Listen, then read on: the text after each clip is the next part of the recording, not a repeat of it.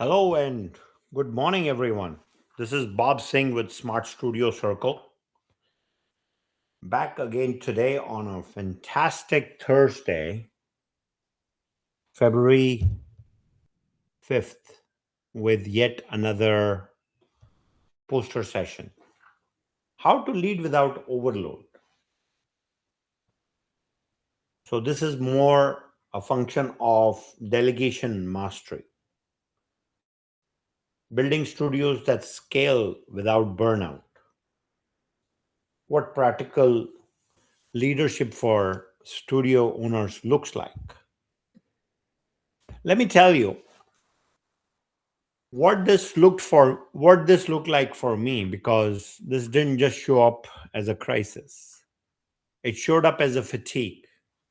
I was making hundreds of tiny decisions every day, not big strategic ones. I was making small decisions on a regular basis.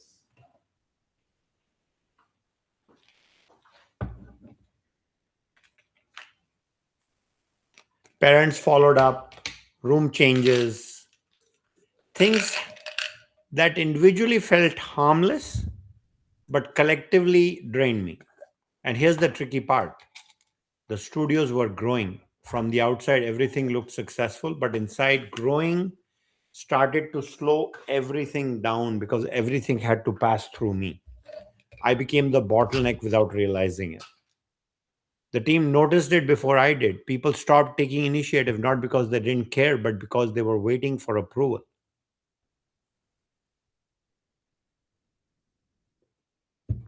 waiting for direction, waiting for me. And the exhaustion wasn't just physical, it was mental, emotional. The kind where you were always on, even when you're home. That's when I realized that workload wasn't the problem, delegation was. I had to design my leadership in a way where I did less. Delegation didn't feel like I was doing less, but it was more about removing hidden costs so the studios could actually move forward without me everywhere at once.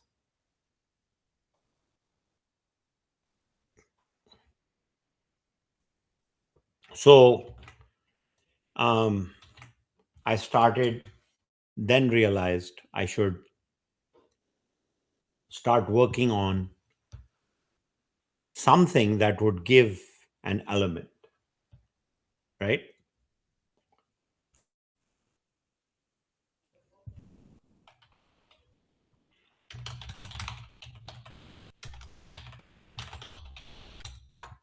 So, why this session matters? Because we go in, growth brings complexity.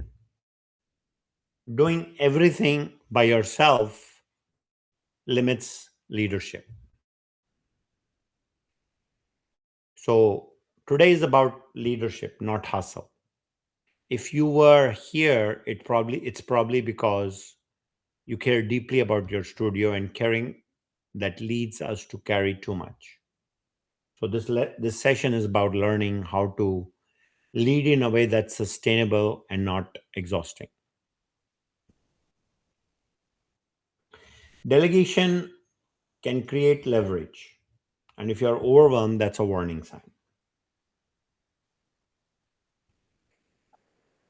I want to be quite upfront, right? I did not start out as a great delegator. I started out as someone who did everything, and for a while, that worked until it doesn't. Each studio forced me to confront the same truth. Either I design leadership systems or I become the bottleneck. So, different teams share different challenges. Delegation was learned from failure, and systems made growth possible. Now, how do you know you need to do something? The key is the overwhelm. Overwhelm does not show up as chaos, it shows up as being needed for everything. Like you have to be everywhere and be needed for everything. Every question, every approval, every exception. At first, this feels like, oh, yeah, I'm important. Eventually, it becomes suffocating. You see, responsibility becomes identity. Letting go feels unsafe, and the burnout arrives quietly. And as a leader, what you will hold on to is you'll want to do all this because you care. You want things done with consistency, you want it done right. But control and leadership aren't the same thing, and confusing them quietly will limit your growth. There is also a hidden cost, because the real cost isn't long hours, it's the decision fatigue. Growth slows down because everything has to go through you. Teams disengage because they stop thinking ahead, and the exhaustion follows you home. So, how do you go about this? You step back. You have to step back into your highest value role. It's choosing where your leadership matters most instead of being everywhere by default. And this is not that you're abandoning your business or being weak, feeling weak, or you have loss of control, but this is intentional leadership where your value is realized the most. When delegation works, progress continues even when you're not present. That's leverage. That's when leadership moves beyond your physical availability, and it will have an impact, develop your team's confidence, create consistency, and protect your energy. So there's also a significant mindset shift that occurs. So from being a doer, you become a designer. How's that? This is the hardest shift for most owners. Moving from doing the work to designing the work to getting things done, right? From fixing problems, you get others to fix the problem. Fixing problems used to feel productive. Now you coach people to fix problems. You go from urgent to important, right? You go from urgent to important. Designing systems will feel slower at first until you realize it's a scalable path, right? So, so you must get into that mindset. So it's also important that you go from an element of urgency to doing important things. You go away from control to clarity. So what delegation really means? I really had to understand this for myself. It's not that delegation would succeed or fail. Delegation is not something that's handing off, it's transferring ownership. This means that the person needs to know what success looks like, when what decisions they are allowed to make, how they are supposed to make those decisions, how they are supported. Every time I skipped one of these, delegation backfired and landed right back into my plate. You have to do it, right? No. So we need we need things to focus. You should set clear ownership, clear expectations, clear accountability, and clear authority. So now, delegation does not mean that they have to come from mistakes. I've done all of them. Dumping a task when I was overwhelmed, being vague because I assumed people knew, or disappearing and hoping for the best. No, none of those are leaderships. Real delegation stays connected without hovering, if you know what I mean. So you build systems, you monitor the systems, you manage exceptions in the system, and you keep producing. So, as a studio owner, your job is to set direction. This was the hardest thing for me to do. My job was not to be the best teacher, best scheduler, or problem solver. My job was to simply create clarity, set a direction, create standards. And when I focus on that, the team did not need me constantly, and the studio ran better. And that's where, when obstacle comes in, you remove obstacle. You should have people that take ownership of tasks, right? People take ownership of tasks. Tasks can create compliance. Ownership creates thinking. When someone owns an area, they don't just complete instruction, they anticipate problems, protect quality, and think ahead. Every time I promoted someone from task doer to owner, the studio got stronger. So,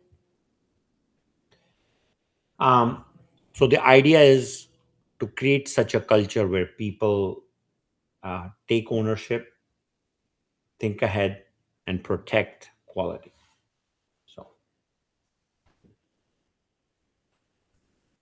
see, the common delegation breakdown can be when delegation fails when you blame people.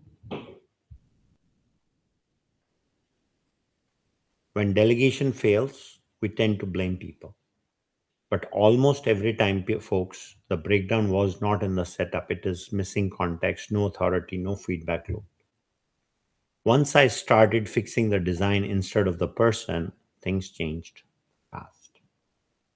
So, and trust doesn't come from hoping people won't mess up. It comes from creating system where success is repeatable. The more clarity I built, the more confident the team became, and the more trusted they were to me in return. I trusted them more. So, when you create boundaries,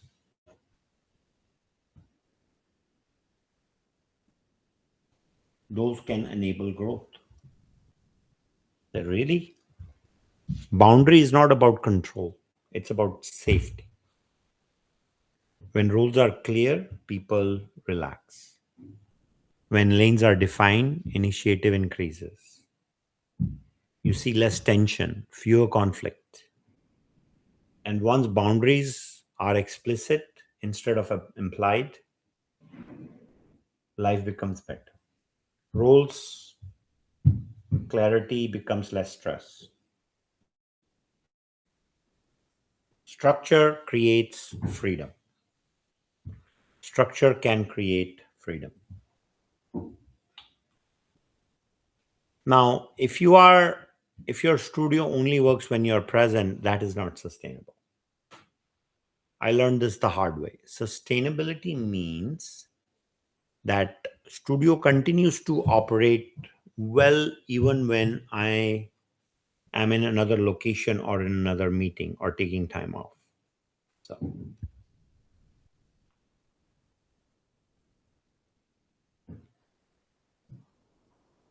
so there's no, if there's panic, create a process. We don't work as individuals, we work as teams. We design instead of reacting. And there are definitely no heroics. We create systems.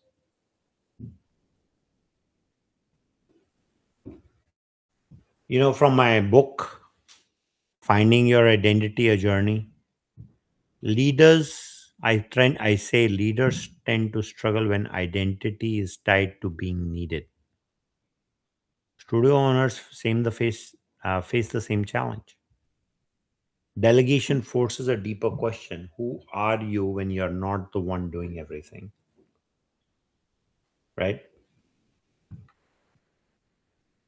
So the real breakthrough in the story and in my studio was realizing that leadership impact increased as control decreased. Letting go did not weaken my leadership, it expanded it. Yeah. Teams stepped up. Teams stepped up. The system was used to restore balance,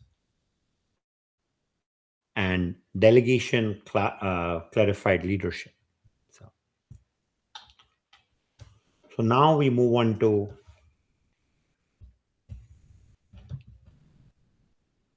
delegation becomes real when we define workflows. I noticed that everything I had to explain more than once was a workflow waiting to be designed. When work lives only in your head, delegation fails. When work becomes visible and repeatable, delegation becomes easy. You document it once and you reduce verbal dependency and you make the outcomes more clear. I always tell owners to start small. Don't delegate the most emotional or high risk thing first. Start with some repeatable work like schedule coordination, administration, follow ups. Early wins build trust on both sides. Delegation doesn't mean giving up leadership, right?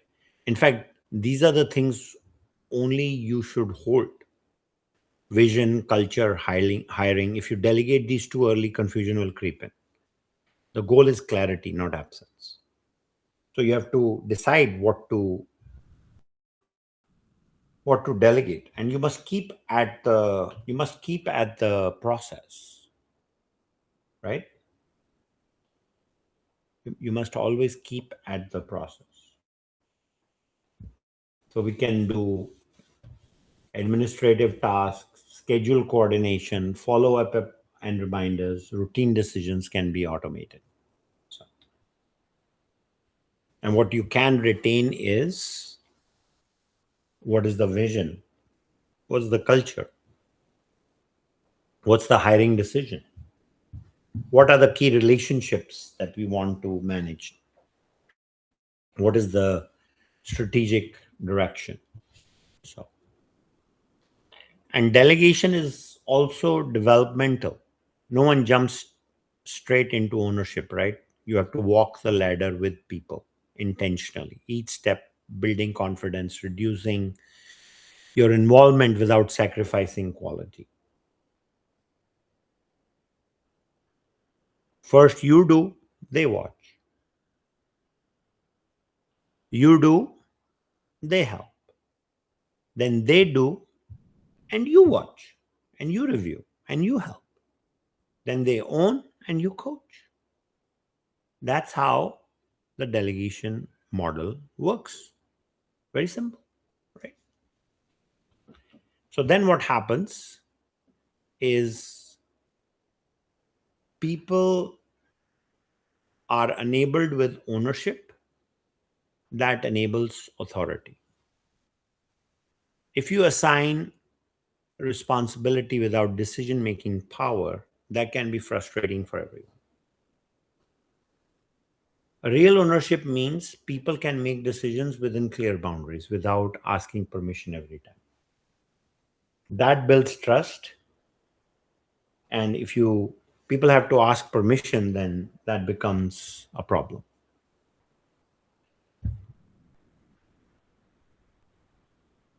Accountability doesn't have to feel heavy. When expectations are clear and progress is visible, pressure disappears. Most anxiety comes from ambiguity, not responsibility, right? And systems are what allows delegation to survive the busy seasons. You see, when things are chaotic, memory and good intentions fails, but systems generally do not if they are designed well. They create consistency even when energy is low. Even when energy is low. So CircleRAM AI, right, is not about replacing leadership. It supports it. It gives visibility into ownership, progress, and priority. So you don't have to chase updates and interrupt your team constantly.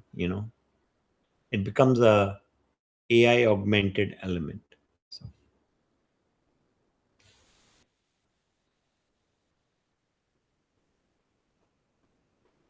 this was a big game changer for me.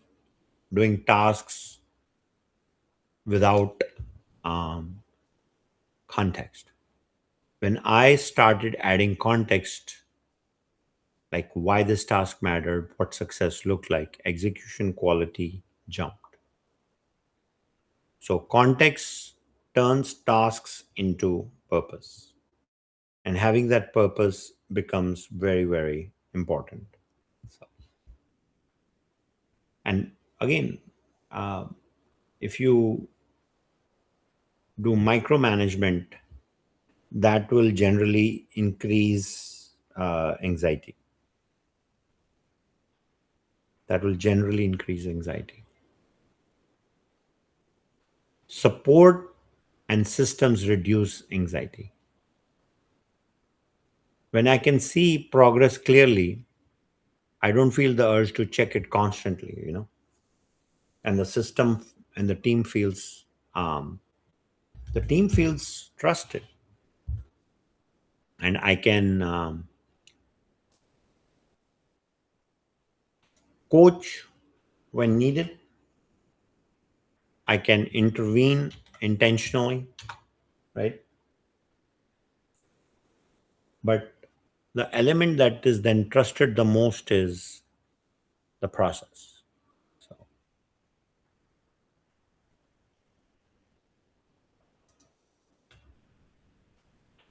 so running multiple studios taught me that personality based leadership doesn't scale.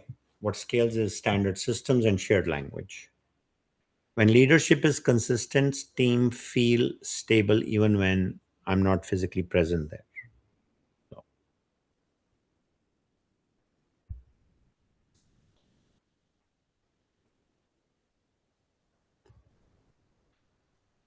so you have to have leadership that you can replicate with fewer emergencies and have some flexibility in execution. Now, if delegation feels uncomfortable, that's a sign that you're doing something wrong.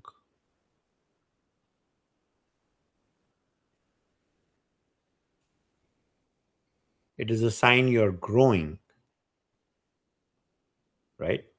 When delegation feels hard,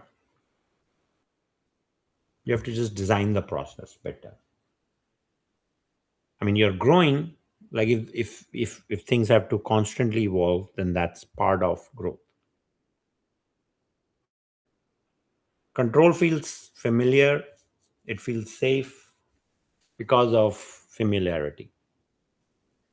So what you have to do is tolerate the discomfort in exchange for long-term stability. And at some point,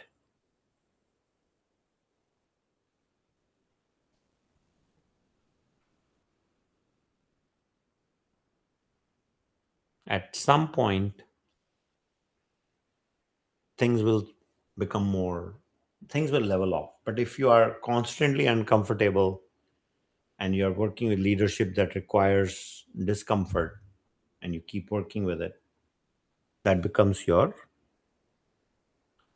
constant growth. Sometimes you have to change leadership for growth. Point is,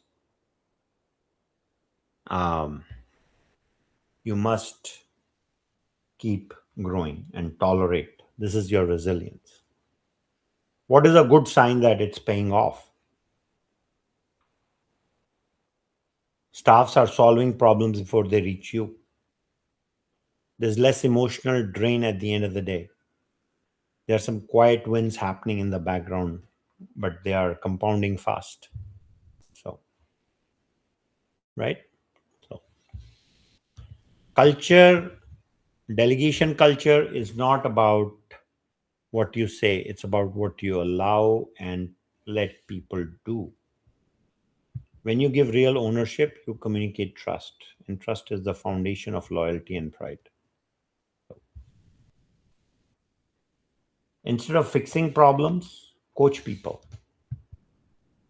This one takes a lot of discipline, in my opinion, in my experience. Every time I jump to fix something, I solve the problem, but I weaken the team, I weaken the system. And so um, I should not be going there. Instead, I should be um, coaching, even if the problem solving takes a little longer, but it builds leaders who do not need rescuing. You see, so mistakes are data points. Idea is to make mistakes, but not the same one again. Mistakes are inevitable when you grow. The goal isn't zero mistake; it's fast learning. You catch the mistake, solve it, move on, take feedback, strengthen yourself with confidence, and then the fear disappears when mistakes are not punished, and therefore that is where you need to be with your system. So now your new role as a leader evolves. You see, it's no longer about being the busiest person in the room, it's about being the clearest, providing direction, standards, and energy stewardship, where those become my main responsibilities. And I can only do that if I'm protecting my energy, reinforcing the standards, and creating a trust model that people can use to design the system. That became my new identity. You see, I hope you guys are enjoying this, because this is one of those things on persona that I love talking about. Delegation aspect gets very personal to me. Many owners tie their worth to being needed. Delegation forces a deeper question: who are you when you're not doing everything? So this is an identity shift, not just a skill, right?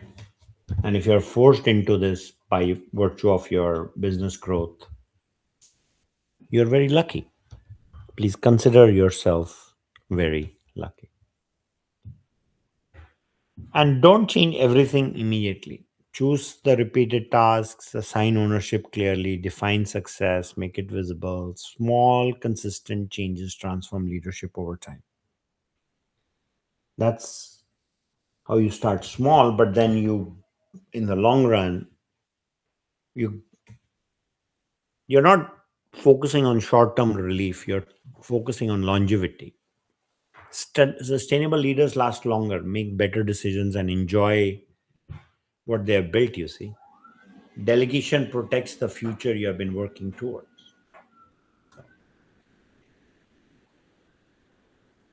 So, last but not least, delegation, it's not a loss, it's a multiplication. When I go intentional and I don't disappear, my leadership goes beyond myself. So, thank you for leading. Thank you for caring enough to rethink how you lead. This willingness is what separates owners who survive from leaders who build everything lasting.